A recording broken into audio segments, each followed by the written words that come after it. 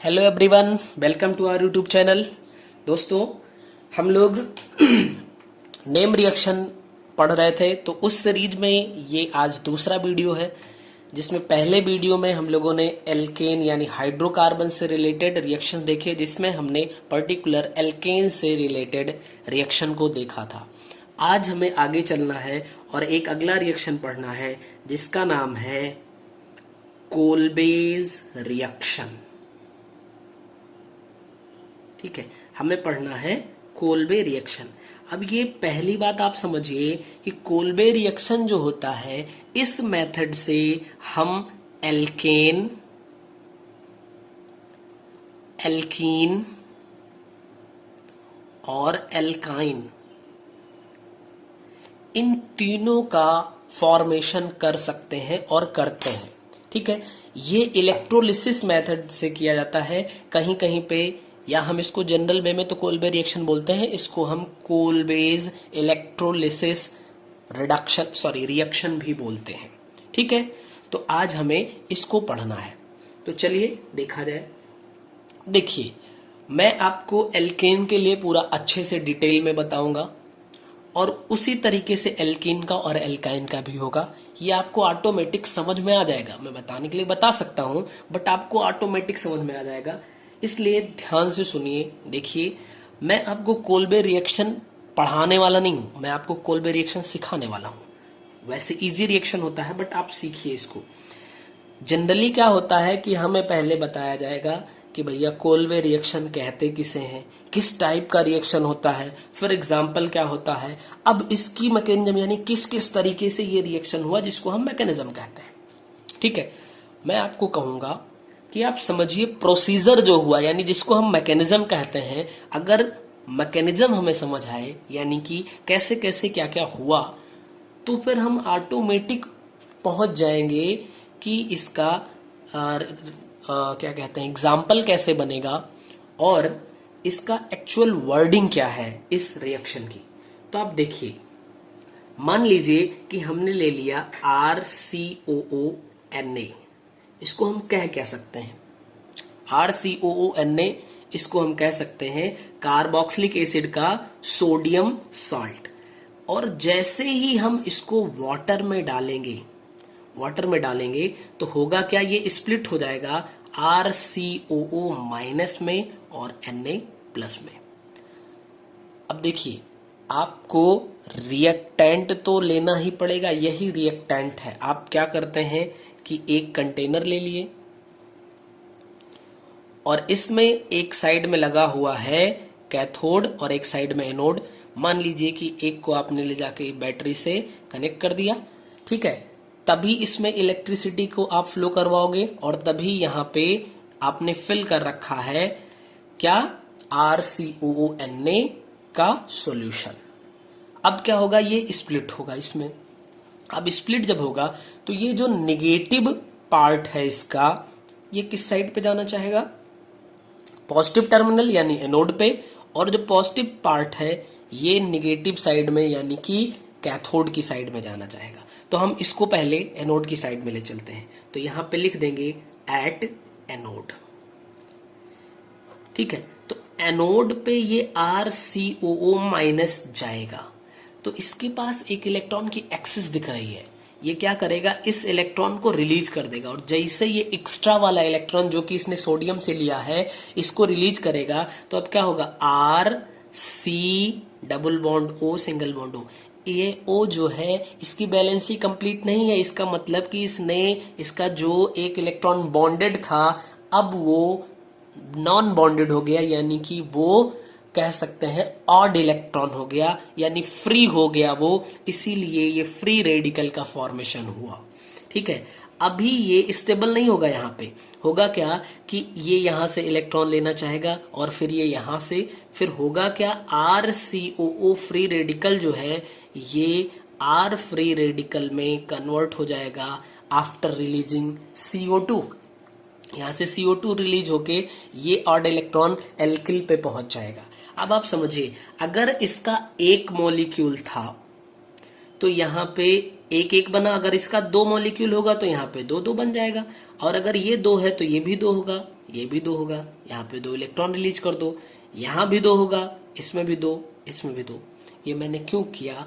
क्योंकि अगर यहाँ पे एक R है और प्लस एक R है, इसके पास भी एक ऑड इलेक्ट्रॉन, इसके पास भी एक ऑड इलेक्ट्रॉन, ये दोनों ही मोस्ट रिएक्टिव कैटेगरी में आएंगे। तो अपनी स्टेबिलिटी को गेन करने के लिए कहेंगे भैया आओ हम लोग साझेदारी कर लेते हैं, शेयरिंग कर लेंगे और अपनी इलेक्ट्रॉन की शेयरिंग करके ये R सिंगल बॉन्ड R यानी एल्केन का फॉर्मेशन करेंगे। तो ये पूरा प्रोसीजर आपका हुआ कहां पे? एनोड पे। अब आप समझिए, ये Na+ जो है ये भगेगा और कहां पे जाएगा? कैथोड पे। ठीक है, यानी हम इसको लिख सकते हैं एट कैथोड। तो कैथोड पे भगेगा तो इस Na+ को कौन मिल जाएगा? वाटर, जो कि कैथोड पे नहीं है। जब ये कैथोड की तरफ भागता हुआ जा रहा था तब इसको मिल गया वाटर, और वाटर में इसको दिखा हाइड्रोजन। इसने कहा भैया हाइड्रोजन हम तो तुमसे ज्यादा रिएक्टिव है, इसका मतलब तुम यहां से भगो और हम तुम्हारे प्लेस पे बैठ जाएंगे। तो इसने NaOH का फॉर्मेशन कर लिया। अब ये हाइड्रोजन आयन में कन्वर्ट हो गया, ये H+ अब भगेगा कैथोड की साइड में, यानी ये काम कैथोड की साइड में होना शुरू हो जाएगा, एकदम कैथोड पे नहीं, कैथोड टर्मिनल के साइड पे। इसको अपनी स्टेबिलिटी गेन करने के लिए इसी सॉल्यूशन में इलेक्ट्रॉन दिख रहा है जो कि यहां पे रिलीज हुआ था। तो ये इस इलेक्ट्रॉन से कहेगा भैया आओ हम तुम मिलके फ्री स्टेट में पहुंच जाते हैं। तो यहाँ पे 2 इलेक्ट्रॉन लिख लें, यहाँ पे 2 हाइड्रोजन लिख लें, तो ये H2 का फॉर्मेशन हो गया। देखिए यहाँ पे रिएक्शन, सारे रिएक्शन को कंप्लीटली बैलेंस करना बहुत ज्यादा जरूरी नहीं है। यहाँ पे प्रोसीजर देखिए कि क्या हो रहा है। तो आपको समझ में आया कि इस तरीके से ये रिएक्शन हुआ, यानी कि इसको लैब में भी किया जाता है। तो यही प्रोसीजर यहाँ पे अपनाया जाता है। अब इसमें आप देखिए ध्यान से, पहली बात तो इलेक्ट्रोलिसिस मेथड हुआ। कोल्बे रिएक्शन जो है वो इलेक्ट्रिसिटी का फ्लो करवा के किया जाता है। दूसरी बात, इसमें एनोड पे क्या फॉर्म हुआ? CO2 और एल्केन। कैथोड पे क्या फॉर्म हुआ? NaOH and H2। I hope कि क्लियर होगा। थर्ड बात, ये कैसी मैकेनिज्म है? ये फ्री रेडिकल के थ्रू कंप्लीट हुई, तो ये एक फ्री रेडिकल मैकेनिज्म है। अब अगर ओवरऑल इसको हमें लिखना हो तो हम लिखेंगे RCOONA। ठीक है, इसमें वाटर मिलाया गया यानी इसका सॉल्यूशन लिया गया, इसकी इलेक्ट्रोलिसिस करवाई गई और इलेक्ट्रोलिसिस करवाने के बाद हमें एल्केन का फॉर्मेशन हुआ एंड CO2 का फॉर्मेशन हुआ। कहां पे? ये दोनों हमें मिल गए थे एनोड पे, और साथ में NaOH प्लस H2 जो मिला वो हमें मिल गया कैथोड पे। ठीक है, अब ये आपको रटना नहीं पड़ेगा क्योंकि आपने प्रोसीजर समझ लिया, तो अब आपको ये रटना नहीं पड़ेगा। ठीक है, फ्री रेडिकल मैकेनिज्म है ये, क्योंकि ये फ्री रेडिकल के थ्रू कंप्लीट हुई। अभी आपको इसको स्टेटमेंट के फॉर्म में कन्वर्ट करना है, तो आप इसको क्या कह सकते हैं? ये वाटर है यानी एक्वा सॉल्यूशन है, ये आप बोल सकते हैं एक्वा सॉल्यूशन। किसका? ये पोटेशियम है या सोडियम? सोडियम का या पोटेशियम का ले सकते हैं। और ये साल्ट है, कैसा साल्ट है? Carboxylic acid. तो हम कह सकते हैं एक्वा सॉल्यूशन ऑफ सोडियम और potassium salts of carboxylic acid. तो ये क्या है? सोडियम और potassium salts of carboxylic acid है। इसका वाटर सॉल्यूशन यानी एक्वस सॉल्यूशन हम लेंगे, उसकी इलेक्ट्रोलिसिस करवाएंगे, फिर हमें कैथोड पे एल्केन मिलेगा और CO2 गैस मिलेगी, एनोड पे, और कैथोड पे NaOH और H2 गैस मिल जाएगी। तो स्टेटमेंट भी आप इस तरीके से लिख सकते हैं इसका। उम्मीद है कि ये अच्छे से आपको समझ में आया होगा। चलिए अब बात करते हैं, ये एल्केन का तो फॉर्मेशन हो गया, अब एल्कीन का फॉर्मेशन कर लें। ठीक है, कोल्बे रिएक्शन से ही एल्कीन का फॉर्मेशन यानी प्रिपरेशन ऑफ एल्कीन। तो अब आप समझिए, एक है succinic acid CH2 CH2 COOH COOH, इसको हम कहते हैं सक्सिनिक एसिड। ठीक है, इसको कहा जाता है सक्सिनिक एसिड। ये एक डाई कार्बोक्सिलिक एसिड होती है, क्योंकि 2 बार COH है इसलिए ये डाई कार्बोक्सिलिक एसिड है। तो सक्सिनिक एसिड का सोडियम या पोटेशियम डेरिवेटिव ले लीजिए। जैसे अभी आपने पीछे देखा एल्केन में कि RCOOH, ये नॉर्मल वे में लिखा जाएगा कार्बोक्सिलिक एसिड। तो कार्बोक्सिलिक एसिड का आपने सोडियम या पोटेशियम डेरिवेटिव लिया, यानी साल्ट ऑफ सोडियम और पोटेशियम कार्बोक्सिलिक डेरिवेटिव्स। यहां पे आप क्या करेंगे, सक्सिनिक एसिड का सोडियम या पोटेशियम लेंगे, जिसको हम कह सकते हैं, देखिए CH2COO। अगर हम यहाँ पे पोटेशियम कर दें तो CH2COO के हम क्या नाम देंगे इसको, डाई पोटेशियम, 2 बार पोटेशियम आया, सक्सिनेट। ठीक है, डाई पोटेशियम सक्सिनेट कहेंगे।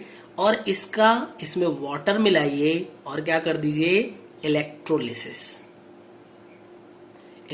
करवाएंगे। सेम पैटर्न पे काम होगा, एनोड पे ये जाएगा, ध्यान से समझिए आप, एनोड पे ये जाएगा और K+ हटके CH2 मैं दिखा देता हूं। यहां पे होगा क्या, at anode CH2COOK and CH2COOK। इसमें जैसे ही आपने H2O मिलाया, ये क्या होगा, CH2CO माइनस माइनस और +2K+ में कन्वर्ट हुआ। अब ये क्या होगा, जो CH2COO माइनस है, CH2COO माइनस है, ये क्या करेगा, ये कन्वर्ट होगा, देखिए CH2 एंड CH2, यहां पे ये इलेक्ट्रॉन को रिलीज कर देगा।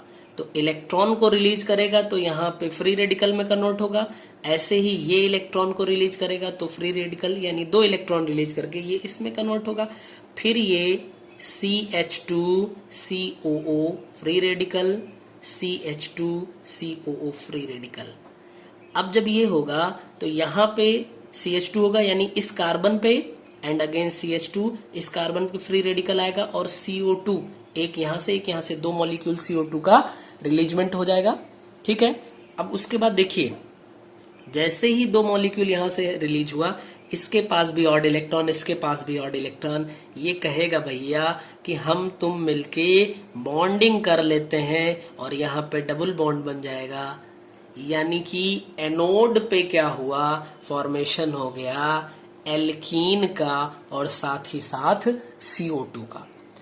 और आगे कैथोड पे आप देखिए, कैथोड पे क्या होने वाला है, कैथोड पे ये K+ जो है ये H2O से मिलेगा और यहां से KOH का फॉर्मेशन करेगा, प्लस हाइड्रोजन यहां से हटाएगा और ये हाइड्रोजन H+ जो है यहाँ इलेक्ट्रॉन रिलीज हुआ था, इसको गेन करेगा और कन्वर्ट हो जाएगा H2 में। ये काम आपका हुआ कैथोड पे। तो अगर ये सारी चीजें एक साथ यहाँ पे सिंगल रिएक्शन में हमें देखनी हो तो हम लिख सकते हैं CH2 डबल बॉन्ड CH2। देखिए इसकी वजह से यहाँ पे बन गया CH2 double bond CH2 plus यहाँ देखिए CO2 है तो CO2 के 2 मॉलिक्यूल रिलीज हो जाएंगे। ये कहाँ पे हुआ, अपने रिएक्शन मैकेनिज्म में भी देखा, ये आपका एनोड पर हुआ। बचा क्या, ये KOH के साथ में जाएगा तो 2KOH बनाएगा और साथ ही H2 बनाएगा। ये होगा आपका कैथोड पे। ठीक है, यहाँ पे 2 वाटर मॉलिक्यूल ले लीजिए, रिएक्शन भी बैलेंस आपका हो जाएगा। तो आपने एल्केन का फॉर्मेशन देख लिया और साथ ही साथ एल्कीन का फॉर्मेशन भी देखा। अब चलते हैं थर्ड यानी कि एल्काइन के फॉर्मेशन में, प्रिपरेशन ऑफ एल्काइन। एल्काइन के फॉर्मेशन पे चलिए, तो क्या करेंगे, जैसे आपने यहां पे देखा एल्केन और एल्कीन, वैसे ही एल्काइन का भी प्रिपरेशन होगा कोल्बे मेथड से। लेकिन यहाँ पे आपको थोड़ा सा समझना पड़ेगा। जैसे वहां पे हम जनरल वे में अगर एल्केन के फॉर्मेशन में कहें बात, तो जनरल वे में अगर हम एसिटिक एसिड का सोडियम या पोटेशियम डेरिवेटिव लेते, ठीक है, यानी कि सोडियम और पोटेशियम साल्ट लेते, वैसे ही यहाँ पे हमने सक्सेनिक एसिड लिया और ऐसे ही हम यहाँ पे लेंगे मैलेइक एसिड या फ्यूमेरिक एसिड। तो अब बात आती है मैलेइक एसिड या फ्यूमेरिक एसिड होगा क्या। तो आप देखिए CH double bond CH and COOH, इसको हम बोलते हैं, ये भी एक डाई कार्बोक्सिलिक एसिड है, डाई कार्बोक्सिलिक एसिड है। इसके दो फॉर्मेट हो सकते हैं। अगर इसको लिख दिया जाए, ध्यान से देखिए, C डबल बॉन्ड C, आपने एल्कीन में पढ़ा होगा सिस एंड ट्रांस, ठीक है। तो अगर यहाँ पे HCOOH यानी दोनों COOH एक साइड में हो जाएंगे तो इसको हम बोलते हैं सिस फॉर्म। और अगर एक COOH दूसरे COOH से अलग हो जाए, यानी कि यहाँ पे दोनों एक साइड में थे, यहाँ अलग अलग हो गए हैं, तो इसको हम बोलेंगे ट्रांस फॉर्म, ठीक है। तो जो सिस फॉर्म होता है इसको हम बोलते हैं मैलिक एसिड, सिस फॉर्म को ही बोला जाता है मैलिक एसिड, और जो ट्रांस फॉर्म होता है इसको बोलते हैं फ्यूमेरिक एसिड। क्या बोलेंगे इसको? Fumaric acid. अच्छा, एक थोड़ा सा कंफ्यूजन होता है, एक होता है मैलिक एसिड, एक मैलोनिक एसिड। तो भैया मैलिक एसिड और मैलोनिक एसिड दोनों ही डाई कार्बोक्सिलिक एसिड होते हैं, बस अंतर जो होता है खाली नंबर ऑफ कार्बन का होता है, इसको बोलते हैं मैलोनिक एसिड, यानी COH CH2 COH, ये मैलोनिक एसिड है, ये मैलिक एसिड है और ये फ्यूमेरिक एसिड है। तो आप क्या करिए, मैलिक एसिड या फ्यूमेरिक एसिड, इसके सोडियम या पोटेशियम डेरिवेटिव ले लीजिए आप और उसकी हाइड्रोलिसिस कर दीजिए। अब आप समझिएगा, जैसे हमने ले लिया CH double bond CH COOH, means चाहे ये फ्यूमेरिक एसिड हो या मैलिक एसिड हो, कोई फर्क नहीं पड़ता है। वाटर ले लेंगे हम यहाँ पे, इसको करवाएंगे क्या, हम इलेक्ट्रोलिसिस करवाएंगे। तो होगा क्या, यहां से CH डबल बॉन्ड तो था ही, एक बॉन्ड और बन जाएगा, CH ट्रिपल बॉन्ड CH बन जाएगा। फिर क्या होगा, यहां से CO2 हट जाएगा, हमने यहाँ पे H लिख दिया, जबकि हमें यहाँ पे सोडियम या पोटेशियम डेरिवेटिव लेना चाहिए था, ठीक। तो ये आपका एनोड पे हो गया। ऐसे ही इसको देखिए, तो आप लिख सकते हैं NaOH एंड प्लस, दो मॉलिक्यूल जाएगा, एंड प्लस H2, ये आपका कैथोड पे हो जाएगा। और इसकी जो मैकेनिज्म होगी वो सेम एज जैसे आपने एल्केन में और एल्काइन में देखा, वैसे ही यहाँ पे भी होगा। तो आपने देखा कोल्बे मेथड से हम तीनों हाइड्रोकार्बन के फॉर्मेट, यानी एल्केन भी, एल्कीन भी और एल्काइन भी, तीनों का फॉर्मेशन कर सकते हैं। यानी ये अपने आप में काफी इंपॉर्टेंट रिएक्शन हो जाता है, ठीक है। तो आज के लिए इतना ही। अगली सीरीज में जो हमारी नेम रिएक्शन की सीरीज चल रही है, उसमें हम अगले टॉपिक के नेम रिएक्शन पे बात करेंगे। तब तक आप सभी लोग पढ़ते रहिए और स्वस्थ रहिए। धन्यवाद।